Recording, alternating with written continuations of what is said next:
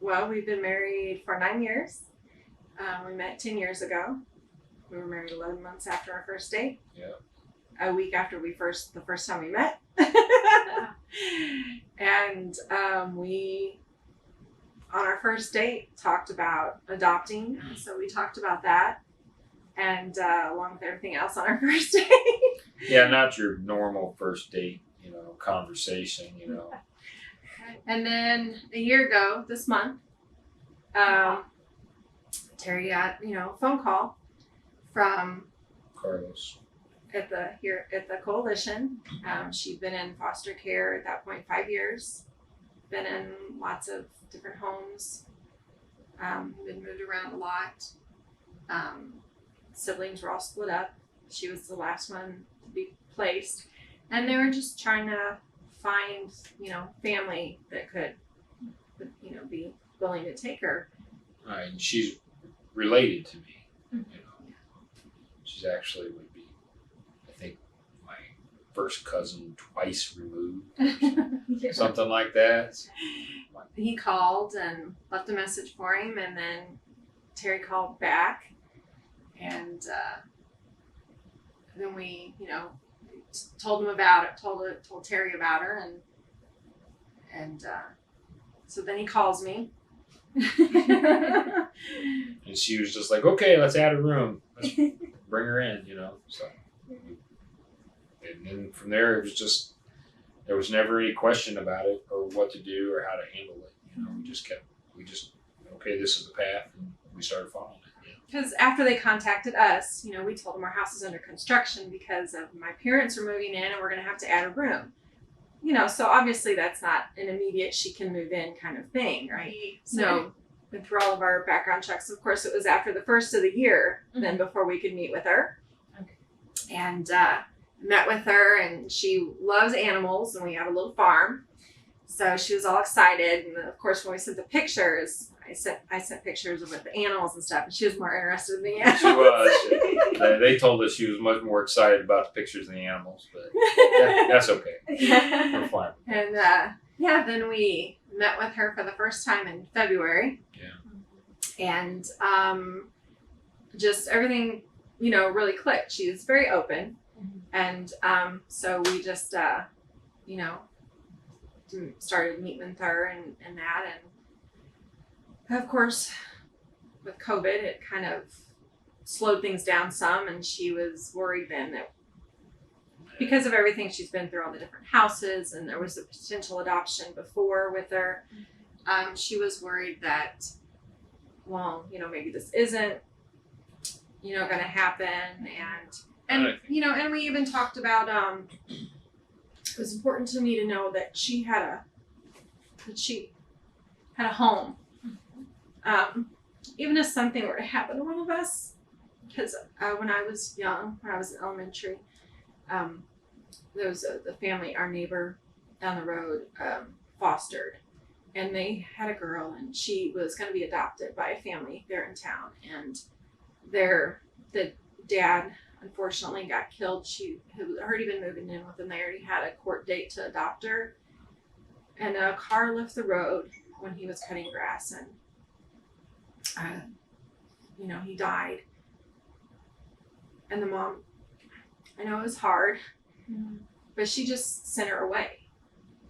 Wow. And so it was important. It was important to me that we talk about that, in case, I know that's not something you think about, but with having that experience, it was important to me that she knew that no matter what, the other one of us, if God forbid something happened, we're going to go through it. She was our daughter, and this is her home. Yeah. So she moved in. Then we had to kind of cut visits a little bit for a little while, and but she called me every day, and we talked on the phone every day. She's related to me, but she likes Rob better than she likes me. So. And we talked on the phone every day, and basically just kind of was hanging out on the phone. I had a son already when we met, and he was an adult, and so she was, and we have grandchildren also, so she was like super excited. She's like, oh, I want to be an aunt. Yeah, that made her, she was did. happy about that. It did, yeah. And we went camping 4th of July weekend, so they were able to meet, and not all the grandkids were there, but a couple of them, and she just, one of them was just all happy being an aunt. Yeah. So it's just been, it's been a journey, a lot of patience. Things don't always work on the time schedule you think they're going to work on. Mostly they don't. Yeah. And be prepared for just difficulties, but it's worth it. Definitely. But so it's a growing experience for you, and it's a growing experience for the kid too. Yeah. For each kid and each family, it's going to be a different length of time that gets worked out. But it's just the rewards. It's just totally worth it. I can't imagine life without her. Yeah. And it'd be a lot more boring. Yeah. A lot of kids who come into you, they've been in survival mode. They've not been able to be a normal kid, do things like a normal kid, feel things like a normal kid.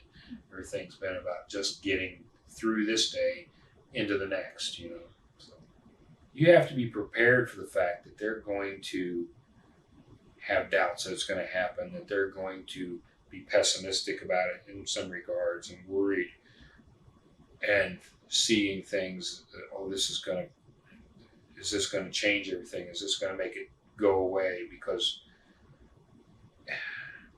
they're going to. They're gonna have apprehensions that to you don't make any sense. You're gonna be, well, I've told you this is what's happening, but that's different. Those kids they're viewing life through a different prism than you are, and you can't expect them to understand it the way you do. They're afraid that they're going to lose you. And because they have over and over again. Yeah. Some of them many times. Yes. And it's just things you don't think of. Yeah. But she's doing just wonderfully. And her anxiety is much better. She's more comfortable. But she's doing great. And she's doing great in school. She's got all A's and 1B. She's happy. She's just getting really involved in school. And she loves to sing. And the grades, from our understanding, it's the best grades she's posted since she's been in the system. And I think that says something about her mental state, or she wouldn't be doing as well as she is. She's a smart kid, but the smartest, a lot of love in her heart. Yeah, the smartest kid in the world can get terrible grades if things aren't good for them. And I can't even now imagine not having her there. No, me either. I can't. She's sometimes she's a handful to deal with, but she's a teenager. That's normal. I wasn't. I was. Yeah, right. And so but I can't expect everybody to be as perfect. We would do it all over again. Yeah, it's the right thing for us, for her.